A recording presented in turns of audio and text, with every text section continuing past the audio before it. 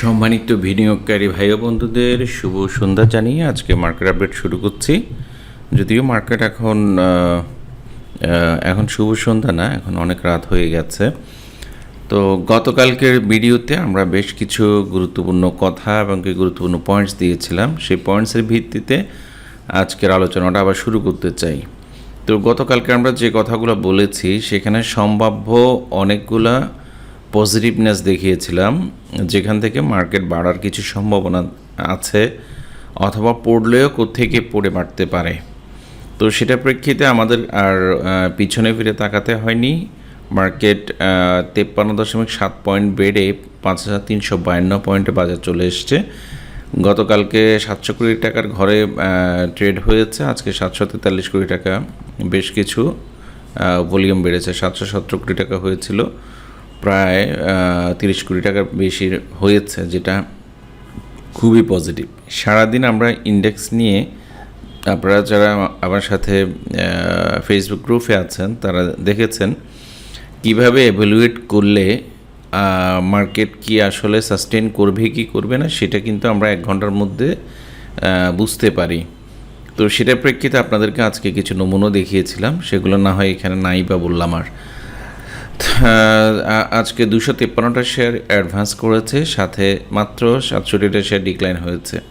এর মধ্যে কোন কোন শেয়ারগুলা মোটামুটি 10% হিট করেছে অথবা সর্বোচ্চ সার্কিটে ছিল, সেগুলোর একটা আমরা নমুনা পেতে পারি। সেখানে দেখা যাচ্ছে Rahima Textile, Salvo Chemical, South East Bank, Safko, Uttara Finance, Tamiz Textile, Republic, GHL, Simtex, Desh Garments, first finance, DSSL নিয়ে অনেকের অনেক বক্তব্য ছিল, বাট বাড়া শুরু হয়েছে। ইএচএল। তো আমরা এই লিস্টটা দেখার মূল কারণটাই হচ্ছে এখানে কোনো সেক্টরের আধিপত্য নাই। টেক্সটাইল সেক্টর যদি একটু বেশি দেখা যাচ্ছে, সাথে ব্যাংক আছে, আবার আমরা সাথে আবার দেখতে পাচ্ছি মিসেলেনিয়াস সেক্টরেরও কিছু শেয়ার দেখা যাচ্ছে, রহিমা ফুডের মতো শেয়ারও আছে। তো এটা দেখানোর মূল কারণটা হচ্ছে আজকে যেহেতু মার্কেট 3 দিন পরে বাড়ায় স্টার্ট করেছে, যে শেয়ারগুলা রিটেস্ট করে সাপোর্ট জোনে ছিল সেগুলোরই আধিক্য আমরা এখানে বেশি দেখতে পেয়েছি। তো এগুলো একটু আসলে ঘাঁটলে ভালো করে আপনারা নিজেরাও জানতে পারবেন, বুঝতে পারবেন। আর এটা ছাড়া যদি আমরা ইন্ডেক্সের প্রভাব বিস্তার করেছে এরকম শেয়ার দেখি, তার মধ্যে স্কয়ার ফার্মাটা অন্যতম বলতে 5 টাকা 70 পয়সা বেড়েছে, যেটা স্কয়ার ফার্মার ক্ষেত্রে ঘটে না। এখানে ঘটার একটা কারণ আছে, সেই কারণটাই হচ্ছে এখানে একটা রেসিস্টেন্স ছিল, মেজর রেসিস্টেন্স স্কয়ার ফার্মার, সেটা আজকে ব্রেকআউট করেছে। এটা দেখানোর আর একটা কারণ আছে, যে ভলিউম ধীরে ধীরে কমেছে, আজকে হঠাৎ করে ভলিউম বেড়েছে, সাথে ক্যান্ডেলস্টিকটাও অনেক বড় হয়েছে, ব্রেকআউট করেছে। তো গতকালকে আমরা ইন্ডেক্সে এই টাইপের একটা প্যাটার্নের কথা আপনাদেরকে বলেছিলাম, 3 ব্ল্যাক রোডস। যদি এটা 3 ব্ল্যাক রোডস হয়নি, কিন্তু এই প্যাটার্নটা 100% মেনেই কিন্তু বেড়েছে। তো এই ক্ষেত্রে গতকালকে আমরা আমাদের ভিডিওতে এই টাইপের একটা চার্ট আপনাদেরকে প্রেজেন্ট করেছিলাম, সেই চার্টটা আপনারা একটু চেক করে নিতে পারেন। এই যে এখানে দেখাচ্ছে, প্রথম ভিডিওটা দেখেন, ভিডিওর চার্টটা আমি যেরকম দিয়েছি এটাই হলো সেই চার্ট। তো সেটা আমরা স্কয়ার ফার্মার ক্ষেত্রে দেখতে পাচ্ছি, কিন্তু এক্স্যাক্টলি আমরা কি ইন্ডেক্সের ক্ষেত্রে সেটা দেখেছি? ইন্ডেক্সের ক্ষেত্রে আমি গতকালকেও বলেছি আমাদের মার্কেটে এত বড় ঘটনা ঘটা আসলে একদিনে সম্ভব না। তো সেটার ক্ষেত্রে তারপরেও 2টা ক্যান্ডেল অন্তত কাভার করেছে। আর একটু যদি 10-15 পয়েন্ট বাড়তো তাহলে কিন্তু মোটামুটি আমাদের প্যাটার্নটা কমপ্লিট হয়ে যেত। তো যতটুকু বেড়েছে যে ওকে খুব নাইসলি একটা প্রেজেন্টেশন হয়েছে আমি বলতে পারবো ইন্ডেক্সে। আর মানে মোটামুটি মেজর সাপোর্ট এরিয়া যেটা ছিল সেটাকে টাচ করার আগেই কিন্তু মার্কেট বেড়ে গেছে। এটা আমাদের জন্য অনেক সুখবর, আমাদের আস্থার জায়গাটা ফেরত পেয়েছে আমি বলতে পারি। আর এটা ছাড়া আমরা আমাদের আজকের ইউটিউবে একটা জিনিস দেখার ব্যাপার আছে, সেটা হচ্ছে আপনাদের কিছু কমেন্টস আমার চোখে পড়েছে। সেটা হচ্ছে কমেন্টসগুলো একটু পড়ার চেষ্টা করি, তখন তো মেজাজই খারাপ লাগে আসলে। কারা কী কমেন্টস করেছে একটু দেখি। থ্যাংক ইউ দিয়েছেন, ক্লিক দিয়েছেন, আপনার অ্যানালাইসিসে অনেক কিছু শেখা যায়। ধন্যবাদ। ICBR techno analysis please. ধন্যবাদ। আজকে আসলে রিকোয়েস্টেড শেয়ারগুলো দিতে পারছি না, সময় অনেক দেরি হয়ে গেছে, যদিও সময় স্বল্পতার ব্যাপার আছে। অনেকে থ্যাঙ্কস দিয়েছেন। ভাইজান বি চেচারা নিয়ে একটু বলবেন দয়া করে। বি চেচারিটা আপনার জন্য আমি আজকে আলোচনা রাখবো। তারপরে আরেক ভাই লিখেছেন শুল্ক বিষয়ে আপডেট বলার জন্য। এক্স্যাক্টলি আমি জিনিসটা নিয়ে সারাদিন চিন্তা করেছি। শুল্ক বিষয়টা আমরা টিভিতে বা মিডিয়াতে যেটা দেখেছি, গভর্নমেন্ট খুব পজিটিভলি এটা নিয়ে চেষ্টা করছে। আর আজকে মর্নিংয়ে সম্ভবত আমি একটা নিউজ দেখেছিলাম, সেখানে ইউএসএ খুব পজিটিভলি আমাদের এটাকে মাথায় নিয়েছে, এমনকি শুল্ক যেটা বাড়িয়েছে সেটা অনেকটুকু কমানোর একটা প্রস্তাবনা আছে। তো সে বাণিজ্য উপদেষ্টা সম্ভবত এটা ব্রিফ দিয়েছিলেন। তো সেটার প্রেক্ষিতে আমরা মোটামুটি টেক্সটাইল সেক্টরে ভালো একটা আবহাওয়া আজকে দেখতেও পেয়েছি। অনেকগুলোর সাথে দাম বেড়েছে, যেটা আমি টপ 10 আপনাদেরকে দেখিয়েছি এটার কারণে। তো ভাই একটা কথা বলি, আমি নর্মালি পড়াশোনা করেছি স্ট্যাটিস্টিক্সে, আর এটা ছাড়াও MBA পড়াশোনা করলেও বাট ইকোনমিক্স নিয়ে আমার ভাস্ট কোনো নলেজ নেই। তো ইকোনমিক্সের অনেকগুলো টার্ম আছে, বিষয় আছে, যেগুলো বুঝারও ব্যাপার আছে, আবার নিজে বুঝলেও হবে না, অপরকেও বোঝানোর ব্যাপার আছে। তো আমি যতটুকু চলার জন্য চলে যাই ততটুকু বুঝি, বাট আপনাদেরকে ইনফর্ম করার জন্য যতটুকু বলতে হবে অতটুকু বোঝার সক্ষমতা আসলে আমার নাই। এটার জন্য ক্ষমা সুন্দর দৃষ্টিতে দেখবেন। আমি যেহেতু ইকোনমিস্ট না, আমি স্ট্যাটিস্টিক্সে পড়াশোনা করার কারণে আপনাদেরকে টেকনিক্যাল অ্যানালাইসিস বিষয়গুলো আমার মনে হয় আমি ভালোই আপনাদেরকে সাপোর্ট দিয়ে যাচ্ছি। তারপরে এক ভাই লিখেছেন মিডল্যান্ড ব্যাংক। আমি এর আগেও বলেছি, আজকেও বলছি, যে এই শেয়ারগুলোতে ইনকাম খারাপ হবে সেগুলোতে নেগেটিভ ইম্প্যাক্ট আসবে, আর যেগুলোতে ভালো হবে সেগুলো পজিটিভলি আসবে। মিডল্যান্ডে আজকে একটা এরকম নিউজ এসেছে, বাট সেটা EPS না, EPS-এ ইম্প্যাক্ট ফেলবে, যেটার কারণে আজকেও অনেকটুকু পড়ে গেছে। তারপরে হচ্ছে সিমটেক্স আজকে দাম বেড়েছে।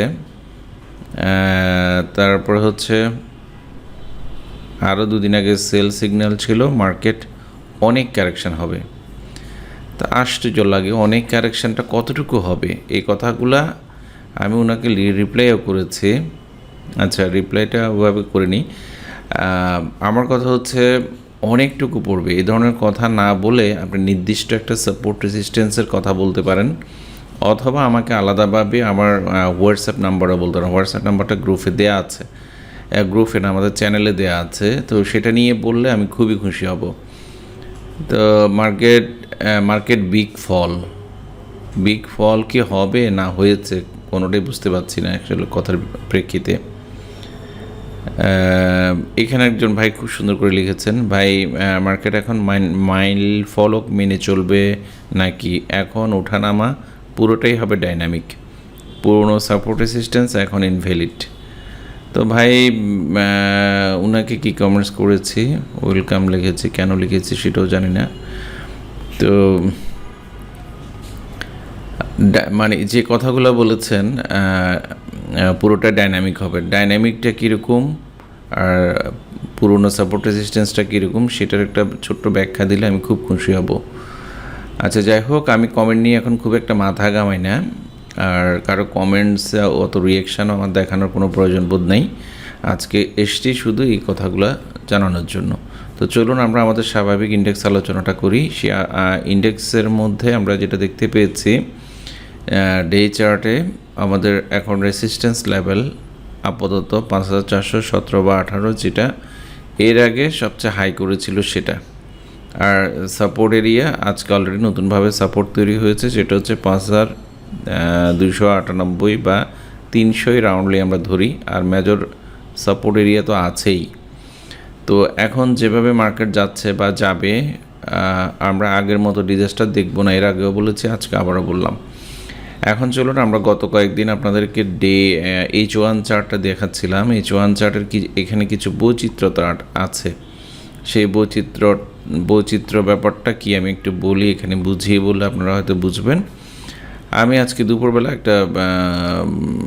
এখানে একটা রেসিস্ট্যান্স ড্র করেছি। তো মানে যেটাকে আমরা ব্রেকআউট করলে মার্কেট কী হবে বা ব্রেক ডাউন হলে কী হবে সেটা নির্দেশ করি। এটা এক্স্যাক্টলি একটা ট্রেন্ড লাইন। আর এখানে এই লাইনটা যে রেজিস্ট্যান্স আকারে আপনারা দেখতে পাচ্ছেন, এখানে আমার এটা ড্র করারও একটা কারণ আছে। এখানে একটা অর্ডার ব্লক আছে, সেখানে এর আগে একবার উঠতে লেগেও কিন্তু পড়েছে। আজকেও কিন্তু ওই জায়গাটায় গিয়ে ক্যান্ডেলের চরিত্রগুলো অনেক ছোট হয়ে গেছে। এটা হচ্ছে H1 চার্ট। H1 চার্ট নিয়ে আমাদের অত মাথা ঘামানি নেই, তারপরে এগুলো দেখতে হয় স্ক্রুটিনাইজ করার জন্য, এগুলো দেখাটা অনেক জরুরি। আগামীকাল দুইটা রেজিস্ট্যান্স ব্রেকআউট হইতে হবে। একটা হচ্ছে 5382, যেটা হচ্ছে এখন যেটা দেখালাম এটা, সেটা পার করার পরে সেখানে মার্কেট স্ট্যান্ড করছে কি না, এই ট্রেন্ড লাইনটাও এক্স্যাক্টলি একটা রেজিস্ট্যান্স আকারে রয়ে গেছে। আগামীকাল এটা যদি খুব ভালোভাবে পার করে এখানে দাঁড়াতে পারে, তাহলে আমাদের জন্য এটা সুখকর একটা ব্যাপার হবে। আজান শুরু হয়েছে আলোচনাতে।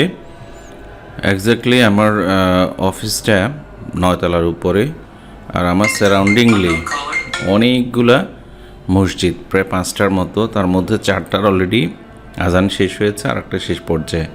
এদিকে রাত অনেক হয়ে গেছে, 8টা। ভিডিও শেষ করতে করতে আরও আধা ঘন্টা সময় ব্যাপার আছে, সো আমি স্টার্ট করে দিলাম।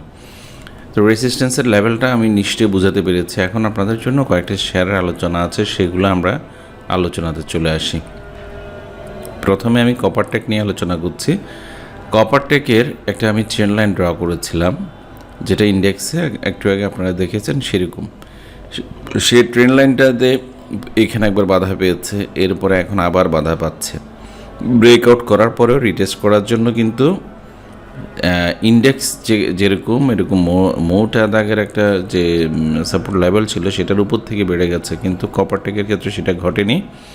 কপারটেক এখানে একটা ফেয়ার ভ্যালু গ্যাপ আছে, ফেয়ার ভ্যালু গ্যাপ, এটা আপনারা বুঝেন কিনা জানি না। ফেয়ার ভ্যালু গ্যাপটাকে টাচ করার সাথে সাথেই কিন্তু উপরের দিকে চলে যায়, এমনকি ট্রেন লাইনটাও ব্রেকআউট করে উপরে চলে গেছে। এই ক্ষেত্রে যদি আমরা ভলিউম খেয়াল করি, ভলিউমটা অনেক লো, বাট প্রাইসটা হাইক করেছে।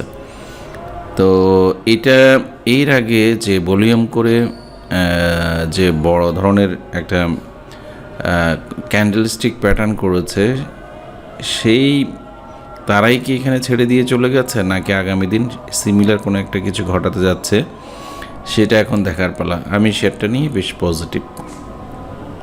এরপরে আসি আমরা বিচেচারি নিয়ে অনেক ভাই অনেক কথা বলেছেন। বিচেচারি আমি অনেকগুলো গত 1 সপ্তাহ বা 10 দিন ধরে অনেকগুলো ভিডিওতে বিচেচারা নিয়ে আলাপ করা আছে।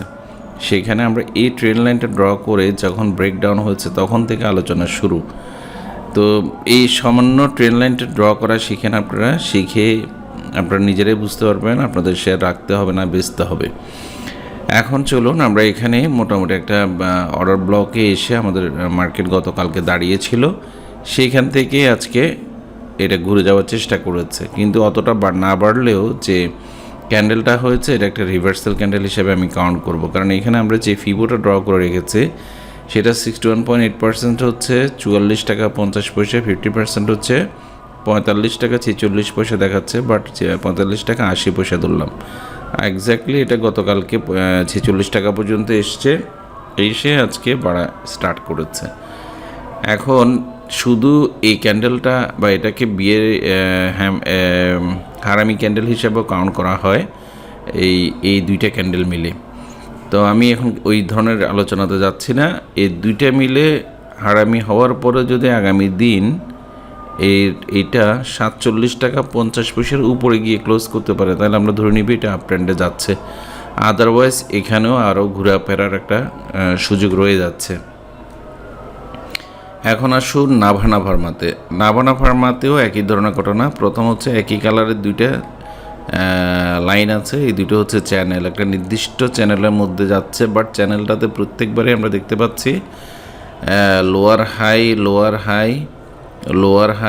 হাই করে শেয়ারটা উপরের দিকে যাচ্ছে। এদিকে হচ্ছে হায়ার হাই করেছে, সেটাও আমরা দেখতে পেয়েছি। তার মানেটা হচ্ছে শেয়ারটা খুবই পজিটিভলি আগাচ্ছে। এটা যেহেতু ফান্ডামেন্টাল স্ট্যাটিস্টিক্স অনেক ভালো, যেটার কারণে শেয়ারটা আমি সবসময় আমার পোর্টফোলিওতে রাখি এটা বলা যাবে না, কারণ হচ্ছে এটা বলাটা সমস্যা। আর আমি নজরে রাখি এটা বলতে পারি। তো সেই নজরের মধ্যে এখানে একটা জিনিস দেখতে পাচ্ছি, আমি এরপরে দুইটা ট্রেন লাইনে ড্র করি। একটা হচ্ছে সবুজ কালার, একটা হচ্ছে নীল কালার।